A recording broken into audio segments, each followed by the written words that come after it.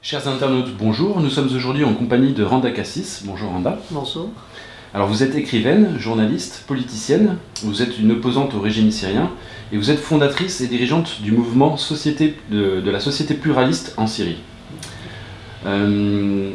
Donc ma première question c'est par rapport à votre position vis-à-vis du régime et vis-à-vis de la rébellion armée, puisque vous avez fait partie du CNS mais vous avez été exclu en juillet 2012 du CNS suite à vos déclarations sur les islamistes et leur participation. Quelle est votre position tout simplement par rapport au régime syrien et à la rébellion? Certainement, je suis contre ce régime-là, mais avant tout, il faut savoir que quand on parle de la démocratie ou de liberté, je crois qu'on parle d'un niveau de conscience. C'est-à-dire, il faut travailler pour le changement, pour changer les mentalités, et ça prend quand même pas mal de temps. Je crois quand même à un changement progressif, pas un changement radical comme certains le pensent. Et pour cette raison, alors, je peux dire que je suis contre ce régime, mais aussi j'arrive à faire la séparation entre la tête de régime et bien sûr de réformer après le régime. Ça veut dire de travailler avec la communauté alaouite aujourd'hui qui est très favorable à un compromis. Ils savent très bien qu'ils ne peuvent pas pour très longtemps soutenir Bachar al-Assad. Ils cherchent vraiment une solution. Alors la solution pour eux certainement n'est pas avec la coalition, n'est pas en imposant une autre communauté, ce qu'on appelle la majorité sunnite arabe, pour pouvoir le contrôle sur toute la Syrie. Ils savent très bien aussi qu'il y a aujourd'hui, c'est une réalité, il y a des islamistes radicaux en Syrie qui combattent pour, tout simplement, au nom d'Allah, pour le djihad, qui viennent ici au nom du djihad, pour faire le djihad en Syrie. Alors, vu cette situation-là qui est très complexe, ne pourront pas être, moi personnellement, je pourrais pas avoir une position qui est pour un camp contre un camp. Ce n'est plus le blanc contre le noir, le bien contre le mal. C'est très complexe. Il y a du bien et du mal dans ce camp, comme il y a dans l'autre camp. Alors, pour cette raison, je crois qu'il faut vraiment avoir une vision et une stratégie sur un long terme. Qu'est-ce qu'on peut faire? Et diviser, c'est-à-dire il y a des étapes à suivre.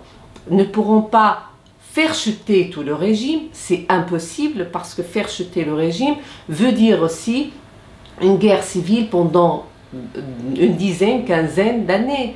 Faire chuter le régime complètement veut dire aussi, peut-être aussi on peut aller jusqu'à éradiquer. Pour certains d'ailleurs, pour certains islamistes qui sont en Syrie, ils veulent éradiquer tout simplement les minorités qui existent là-bas. Alors, c'est ça, qu'est-ce qu'on veut? Nous voulons juste défendre une majorité qui est 60%, bien sûr majorité sunnite arabe, 60%, même loin de là, parce que même il y a parmi ces 60%, il y a une dizaine ou 15% des sunnites aujourd'hui qui sont pro-régime. Pour quelle raison? Parce qu'ils veulent quand même, ils ne veulent pas, ils sont contre un État islamique, ils sont plutôt laïcs et même, on va dire, musulmans modérés, pas islamistes, parce que aussi il faut séparer les deux. Musulman ne veut pas dire islamiste, islamiste ne veut pas dire musulman.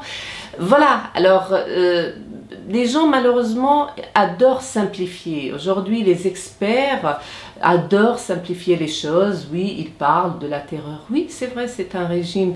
Personne, de toute façon, dit le contraire. C'est un régime tyrannique, un régime qui a toujours utilisé la terreur, mais c'est un régime quand même qui est solide. Et avec ce régime-là, il y a les autres communautés qui combattent pour leur existence.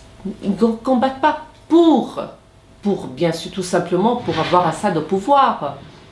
Ils combattent notamment parce que c'est la laïcité qui est défendue aussi par ce régime. Oui, c'est-à-dire ce régime, il n'est pas vraiment laïque, on va dire, il est semi-laïque. Ce qui l'intéresse, c'est rester au pouvoir. C'est ça ce qui l'intéresse. Alors, il peut jouer, bien sûr, il ne peut pas, de toute façon, certainement, il n'est pas islamiste, ça, ce qui est certain, mais il n'est pas aussi, c'est pas quelqu'un qui lutte pour appliquer la laïcité partout en Syrie. Pas du tout ça. Il lutte plutôt pour rester au pouvoir, pour garder ce pouvoir-là. Mais les autres communautés luttent pour leur existence et pour aussi appliquer la laïcité en Syrie. Est-ce que c'est juste de dire que le régime, quand même, assurait la coexistence pacifique des différentes communautés en Syrie? À vrai dire, l'histoire de la Syrie, je crois, est une histoire très récente. Je parle de la Syrie actuelle, je ne parle pas de la Syrie historique, ça c'est autre chose. Je parle de la Syrie actuelle, à vrai dire, c'est très très récente. Nous ne pourrons pas aujourd'hui juger ou dire ou parler d'une coexistence en Syrie, puisque avant ce régime bassiste, il y avait quand même des coups d'État, c'était une mémoire très courte, collective très courte de peuple syrien, ça a duré une vingtaine ou 25 ans, ce n'est pas suffisant pour avoir des conclusions. Alors il faut attendre, ça c'est l'histoire qui va nous dire, c'est l'avenir qui nous dira de toute façon, est-ce que vraiment le peuple syrien ou ces communautés-là coexister en Syrie? Moi, personnellement, je ne crois pas. Je ne crois pas, je crois qu'il y a, puisqu'il y a une histoire quand même, il y a une persécution dans cette histoire, une persécution des Alaouites de la part des Sunnites. Il y a eu aussi quelques persécutions, je ne dis pas que c'était tout le temps, mais il y a eu des persécutions aussi des chrétiens. Et selon ce que j'ai vécu, puisque j'ai vécu quand j'étais jeune en Syrie à Damas, j'ai vécu dans un quartier chrétien et je sais comment les chrétiens se sentaient, c'est-à-dire ils ne se sentaient pas vraiment en sécurité avec les musulmans sunnites, ça c'était au départ. Alors je crois non, il y avait déjà une crainte à vrai dire. Ça existait déjà chez ces communautés-là. Mais je crois qu'avec ce régime, ils ont tous joué le jeu. C'est-à-dire, voilà, nous sommes un pays, oh, nous, les communautés, nous arrivons quand même à coexister ensemble, nous aimions. Mais c'est pas vrai, à vrai dire. Je ne crois pas trop à cela. D'accord. Alors, si nous sommes venus à votre rencontre aujourd'hui, c'est également pour parler de Genève 2. Donc vous avez participé aux négociations pour Genève 1 et pour Genève 2. Sur Europe 1, vous aviez déclaré il y a un mois environ qu'aucun dialogue constructif ne pouvait déboucher de Genève 2. Malheureusement, il semble que vous ayez eu raison. Est-ce que vous pourriez expliquer un petit peu votre analyse après coup donc, de ce qui s'est passé à Genève 2? Avant la conférence de Genève 2, de toute façon, moi j'étais une qui défendait Genève 2 et la conférence de Genève 2 et le processus politique. J'ai rencontré plusieurs, en fait j'avais des rencontres avec les Américains, avec même plusieurs dirigeants de la coalition, avec les Russes, avec des Alaouites, on va dire des représentants des grands généraux de la vieille garde, avec d'autres Alaouites aussi, d'autres Alaouites qui sont dans l'armée. J'ai fait pas mal de rencontres et j'ai déjà dit aux Américains, à vrai dire, que si vous essayez d'imposer que la coalition comme une délégation de l'opposition, ça ne va pas marcher. Pourquoi? Pour plusieurs raisons. Parce que d'abord, la Russie n'acceptera jamais la coalition comme alternative. On va dire pourquoi aussi la Russie ne veut pas reconnaître cette coalition comme le seul interlocuteur, puisque ça a été de toute façon reconnu par la France et d'autres pays. Ces membres, malheureusement, de la coalition, ce sont des membres quand même pas très indépendants. Ça veut dire qu'il y a d'autres forces dans la région, des forces régionales, qui peuvent les manipuler, c'est eux les vrais décideurs. Alors, c'est qui ces forces-là? Bien sûr, l'Arabie, c'était l'Arabie Saoudite et le Qatar. Et on l'a déjà vu avant, tout simplement, avant Genève, la conférence, avant le vote pour aller à la conférence de Genève 2, on a vu la défection de certains membres de la coalition et la lutte entre le Qatar, les membres de la coalition qui représentaient Qatar et d'autres membres qui représentaient l'Arabie Saoudite. C'était vraiment un vrai conflit au sein de cette coalition, une vraie lutte. a été suivi par une défection de certains. Bien sûr, médiatiquement, on n'a pas parlé de ça. Pourquoi? Parce qu'on ne voulait pas parler de cette défection-là. On ne voulait pas dire aussi que cette coalition, à vrai dire, ne sont pas des vrais décideurs. Ces dirigeants-là, ces membres qui sont dans la coalition, ils prennent leurs décisions de ces deux pays, surtout de ces deux pays. Et après, bien sûr, il y a d'autres pays. Alors, oui, l'Arabie Saoudite, à vrai dire, n'a jamais défendu le processus politique. Elle a toujours défendu le processus militaire. Ce dossier était dirigé avant par Bandar Ben Sultan. Aujourd'hui, Bandar a été exclu et ce dossier aujourd'hui est dirigé par Mohammed Ben Naïf parce que tout simplement on croit que Mohammed Ben Naïf, puisqu'il a combattu Al-Qaïda, alors il peut être plus modéré. Ça veut dire que Bandar, qui a quand même financé et armer n'importe qui en Syrie et surtout des islamistes radicaux, les Américains et les autres croient que Mohammed Ben Naïf sera plus prudent, n'armera pas de toute façon ces brigades-là qui sont très islamistes radicaux. Alors c'est ça, moi je ne crois pas vraiment à ça parce qu'il n'y a pas une vraie expérience et l'histoire nous a quand même montré que ni d'ailleurs les Américains ni les Saoudiens ont réussi à contrôler ces islamistes ou à contrôler vraiment Al-Qaïda ou autres islamistes. Ça n'existe pas. Je suis vraiment désolée de dire qu'il n'existe pas un islamiste modéré, un islamiste radical. Un islamiste est un islamiste. Un islamiste, il a un seul objectif, c'est d'établir un État islamique et bien sûr appliquer la charia dans cet État-là. Alors c'est la méthode qui change entre les deux, entre l'islamiste radical et entre l'islamiste modéré. Mais pour moi, l'islamiste restera toujours un islamiste et je ne pourrai jamais collaborer ou considérer un islamiste entre guillemets modéré comme quelqu'un qui peut lutter pour le même but, pour le même objectif que moi. Alors vous avez parlé du Qatar et de l'Arabie Saoudite comme de pays qui soutenaient des groupuscules islamistes en Syrie. Est-ce que le Qatar et l'Arabie Saoudite marchent main dans la main par rapport à la Syrie, ou est-ce qu'il y a des divergences d'approche, est-ce qu'ils sont semblables ou finalement, ou est-ce qu'ils sont alliés, ou est-ce que quand même il y a des fois des petites divisions, des petites différences? Bien sûr, il y a des divisions, certainement. Chacun il a un objectif, un intérêt différent que l'autre, mais on peut dire qu'ils sont quand même des alliés jusqu'à aujourd'hui.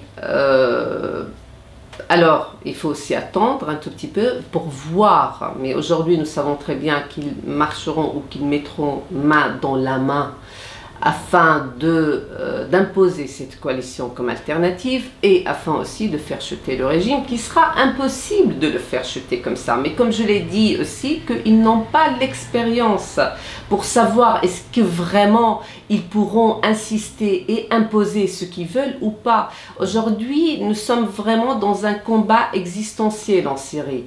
Et comme je l'ai dit, les Alaouites peuvent combattre vraiment jusqu'au bout. Et ils lâcheront rien s'il n'y a pas vraiment une vraie garantie. Et quand on parle d'une vraie garantie, ce ne sont pas des paroles de certains membres de dire voilà, nous allons garantir la survie des Alaouites. Non, une garantie veut dire avoir un appareil.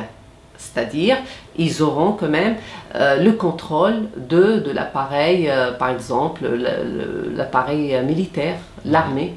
Et c'est ça ce qu'ils veulent pour mener un autre combat après, dans le futur, contre ces islamistes radicaux. C'est ça ce qu'ils veulent et je crois que sans ça, nous n'aurons pas une solution. Alors, d'après les médias mainstream, on en parlait en préparant cette interview, il y a notamment le journal Le Monde, mais plein d'autres journaux, etc., qui imputent un petit peu l'échec des négociations de Genève 2 au régime Assad. Qu'est-ce que vous pensez de cette analyse? C'est très facile d'imputer toujours, à vrai dire, l'échec. Oui, bien sûr, le régime, je vais parler de la délégation du régime, c'est-à-dire la délégation de Bachar al-Assad. Bien sûr. C'est même pas la délégation de régime, parce qu'il y a quand même certains dignitaires au sein du régime qui veulent aussi, qui cherchent un compromis, qui cherchent une solution, mais personne n'a envie d'écouter. Ni la France, ni les États-Unis, ni aucun pays a envie vraiment d'avoir un compromis avec ces gens-là. Oui, imputer l'échec, à vrai dire, cette délégation ne cherchait pas vraiment à à lâcher quelque chose, surtout qu'ils savent c'est-à-dire ils savent que cette coalition, cette délégation qui est en face d'eux, qui représente juste tout simplement la coalition, ne représente rien sur le terrain, n'ont pas le poids nécessaire sur le terrain. Alors pourquoi ils vont lâcher? Lâcher pour qui? Et ils l'ont dit déjà, ils sont manipulés par ces deux pays. Je ne donne pas raison à cette délégation, mais moi tout simplement j'explique. Il faut savoir comment eux, dans quel esprit ils sont, comment ils voient les choses. Et ils savent très bien que la Russie n'était pas du tout contente bien sûr, de cette délégation de la coalition, de l'opposition, qui représentait que la délégation de la coalition, n'était pas du tout contente, mais elle calmait tout simplement, elle essayait de calmer les jeux pour les Jeux de Sotchi. C'était juste une question de temps. Et là, de toute façon, on va voir comment la Russie va être très violente, même pour la question d'armement, parce que là, on revient sur cette question-là. Il faut armer les rebelles, il faut avoir une solution militaire. Il n'y aura jamais une solution, de toute façon, politique. D'ailleurs, même cette coalition qui est partie n'attendait pas, c'est-à-dire ne voulait pas vraiment une solution politique, elle cherchait une solution militaire. Elle veut tout simplement le gouvernement de transition. Et c'est ça ce qu'elle a parlé. Quand elle a commencé à parler, elle voulait parler que de la solution, que de gouvernement de transition, et pas par exemple, elle ne voulait pas parler de couloir humanitaire, elle ne voulait pas parler de l'acheminement de l'aide humanitaire, elle ne voulait pas parler de la liberté aussi des prisonniers politiques. Alors ils voulaient, c'était leur objectif, avoir le gouvernement de transition. Et ils ont cru pour quelques jours ou pour une période, un laps de temps, ils ont cru que ça y est, la Russie a accepté cette coalition comme alternative. Et ils sont partis en Russie avec une liste des ministres pour le gouvernement de transition, mais ils n'ont pas osé de montrer cette liste parce que la réaction des Russes était très violente. Alors c'était très mal passé et c'est là où ils ont compris, eh ben non. Et de toute façon, la Russie ne va pas nous accepter comme alternative. Voilà, alors moi j'impute l'échec sur les deux, à vrai dire, le régime et la délégation de la coalition qui sont incapables, qui n'ont aucune capacité de négocier. Oui, c'était un petit peu mission impossible pour Lakhdar Brahimi, le négociateur mandaté par l'ONU. On vient d'évoquer donc la position russe par rapport au conflit en Syrie. Si on revenait un petit peu sur Genève 1, donc il y avait plusieurs points qui étaient listés, et le premier, pour avancer dans les négociations de paix, le premier point concernait l'arrêt des violences, le terrorisme, violence, etc. Et le deuxième point, successif au premier, concernait justement la transition politique. C'était quand même une feuille de route qui semblait plus ou moins logique, non ? Oui, mais comme j'ai dit, ils ne voulaient pas parler de premier point. La coalition refusait de parler de premier point. D'ailleurs, à vrai dire, ils ne pouvaient pas parler de ça, de l'arrêt. Parce qu'elle ne peut pas ordonner. Ce n'est pas vraiment une direction politique d'une armée en Syrie.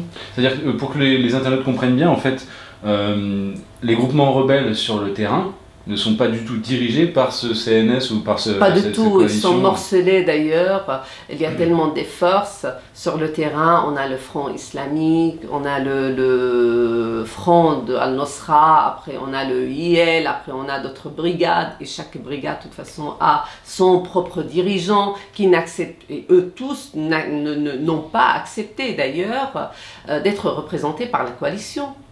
Alors voilà, elle ne représente pas vraiment, elle ne représente pas une armée sur le terrain. Alors il ne peut pas quand même donner l'ordre d'arrêter, de cesser le feu. Et le Qatar et l'Arabie Saoudite auraient ce pouvoir ou même eux ne l'auraient pas finalement? À vrai dire, oui, c'est vrai que l'Arabie Saoudite, même le Qatar, ont financé pas mal de brigades. Peut-être, oui,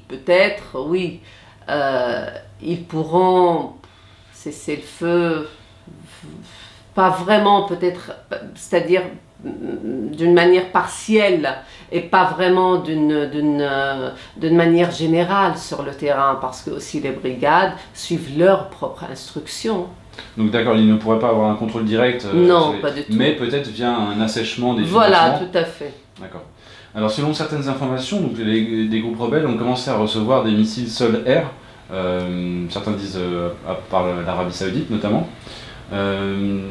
Est-ce que vous pensez que ça va changer le rapport de force sur le terrain entre les rebelles qui perdent un petit peu du terrain en ce moment par rapport aux forces loyalistes? Malheureusement, il y aura plus de morts, il y aura plus de victimes, il y aura plus de destruction, on n'aura plus des zones sécurisées. Tout le monde oublie quelque chose, que les Syriens ont besoin des zones sécurisées. Les déplacés qui sont en Syrie ont besoin de ces zones-là. Nous avons quand même 7 millions de déplacés. Supposons qu'on n'a plus des zones sécurisées. Où ils vont partir, les Syriens? Ils seront tous alors des réfugiés. Mais c'est ça, c'est-à-dire il y a une crise humanitaire, il y aura une vraie crise humanitaire. Au-delà, voilà, d'être pro celui-là ou pro celui-là, moi je suis en train de penser ce qui va se passer aux Syriens, ces civils, qui sont ni pour l'un ni pour l'autre. Nous avons vraiment besoin de ces zones-là et malheureusement que personne ne peut garantir que ces armes, les anti-aériens ou anti-chars, ne tomberont pas entre les mains des islamistes radicaux. Personne, de toute façon, on a eu l'expérience il y a quelques temps, à peu près il y a 8 mois, je me rappelle, je crois c'est ça, il y avait aussi la question d'armer les rebelles et la France a commencé d'armer un tout petit peu, les Américains aussi, mais ils ont tout de suite stoppé. Pourquoi? Parce qu'ils se sont rendus compte que ces armes sont tombées entre les mains des islamistes radicaux. Alors, ça va être la même chose. Personne ne peut maîtriser et contrôler la distribution d'armes en Syrie, à l'intérieur. Voilà, c'est pour ça que je dis, c'est le mauvais choix. Et malheureusement, nous sommes en train de prolonger tous ces états-là qui sont inconscients, ils sont en train de prolonger ce conflit et prolonger aussi la souffrance de peuple syrien. Alors nous évoquions cet épisode en préparant l'entretien. Il y a eu un rapport du MIT, le Massachusetts Institute of Technology, qui disculpait le régime Assad concernant l'utilisation d'armes chimiques l'été dernier. Donc ça, c'est une information qui a été relayée par un journaliste d'Agence Info Libre, ancien journaliste du Cercle, auprès de Laurent Fabius, le ministre des Affaires étrangères, à l'école ESSEC. Donc c'est une vidéo qui est parue il y a 2 semaines environ, et qui a été reprise, donc l'information a été reprise par Le Point, mais c'est vrai qu'à part le journal Le Point, personne n'en a parlé. Personne, tout à fait. Donc qu'est-ce que ça vous inspire cet épisode?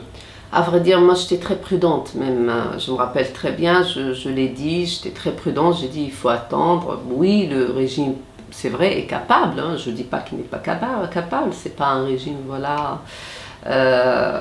qui se soucie de la vie des civils, pas du tout. J'ai dit mais il y a aussi les islamistes qui sont là, et ils peuvent le faire, et ils sont aussi capables de le faire. Et voilà, ça ne m'a pas vraiment étonné ce rapport-là. C'est vrai que nous sommes dans la manipulation. J'ai cherché, moi-même, j'ai cherché sur Internet pour voir est-ce qu'il y a un quotidien américain ou anglais à parler de ce rapport-là, qui est daté d'ailleurs de 14 janvier, hein. C'est-à-dire il y a 1 mois et demi à peu près. Personne, il n'y a que des blogs qui ont parlé de ce rapport. Alors oui, malheureusement, nous sommes dans la manipulation. Comme je dis, il y a plusieurs personnes qui surtout les médias, ils sont pour la guerre, ils sont voilà, pour une solution militaire, ils penchent vers cette solution-là, mais personne s'inquiète de ce civil, de ce Syrien qui est à l'intérieur de la Syrie. Pour eux, on dirait que ça devient une affaire personnelle. Ça veut dire, c'est qu'on a sous-estimé Bachar al-Assad. Moi d'ailleurs, je l'ai sous-estimé à vrai dire. Moi j'ai cru qu'il allait tomber. Mais il faut évoluer, c'est-à-dire, puisque la situation n'est plus la même, alors il faut évoluer avec la situation. Bien sûr. Ce que beaucoup, malheureusement, politiciens ne l'ont pas fait, et beaucoup de journalistes, à vrai dire, n'ont pas fait.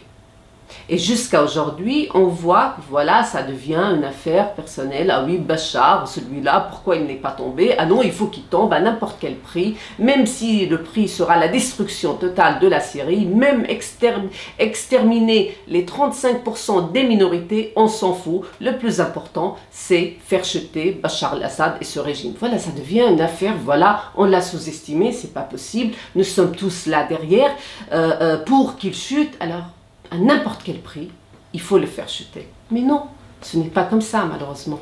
C'est-à-dire qu'on a l'impression qu'il y a un côté très idéologique dans une certaine opposition à Bachar al-Assad, quand on se remémore les propos de Laurent Fabius, qui disait que Bachar al-Assad ne méritait pas de vivre. Là, on n'est plus dans la politique, tout à fait, tout à fait. Dans l'idéologie. Dans l'idéologie, dans l'activisme, c'est plutôt des activistes à vrai dire. Alors j'ai une dernière question, on va essayer de terminer sur une note positive si possible. Vous évoquiez justement tout à l'heure le conflit armé qui s'il perdurait pourrait durer 15 ans, 10 ans, 15 ans, 20 ans, nul ne sait. Est-ce que vous avez un espoir qu'il y ait une sortie de crise, peut-être politique, peut-être si un des parrains, que ce soit de la Syrie ou des rebelles, un des pays parrains, changeait de position peut-être ou... Pour l'instant non, malheureusement. Je vois mal les choses. À vrai dire, c'est bizarre, je fais plus confiance maintenant à la Russie qu'aux autres États.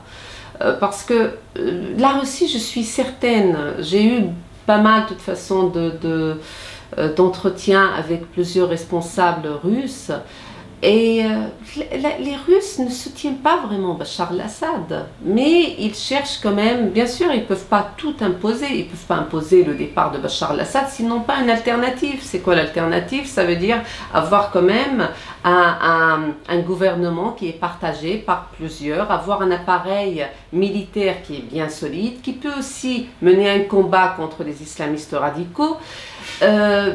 Ils ne font pas confiance à cette coalition. Moi d'ailleurs, moi-même, je ne fais pas confiance à cette coalition parce qu'ils n'ont pas su déjà contrôler la zone dite libre. Alors si on va donner la clé de Damas à cette coalition, certainement ce sera de toute façon on aura aussi des islamistes qui sont dans ces zones sécurisées aujourd'hui contrôlées par le régime.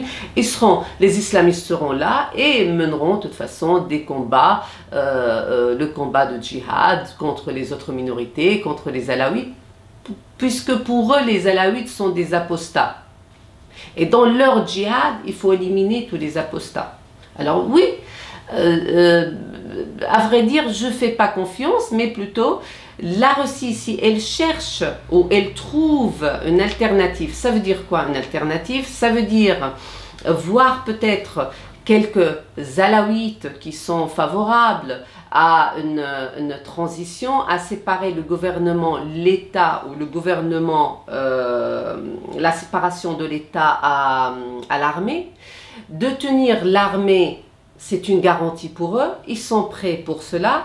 Mettre bien sûr un leader dans cet appareil, un leader alaouite, parce que nous savons très bien que les alaouites de toute façon ne seront jamais des bombes humaines dans le futur, ça nous sommes vraiment certains, et que le gouvernement peut être partagé par plusieurs communautés, même si il est donné, il y a un leader qui est sunnite, c'est pas un problème, un sunnite arabe. Et après il y a aussi autre problème, nous ne parlons pas des Kurdes, qui ont déjà l'autonomie de leur zone. Les Kurdes aussi, il faut qu'ils partagent, c'est-à-dire il faut aussi avoir un projet politique. C'est quoi le projet politique aujourd'hui pour la Syrie de demain? Personne n'en parle.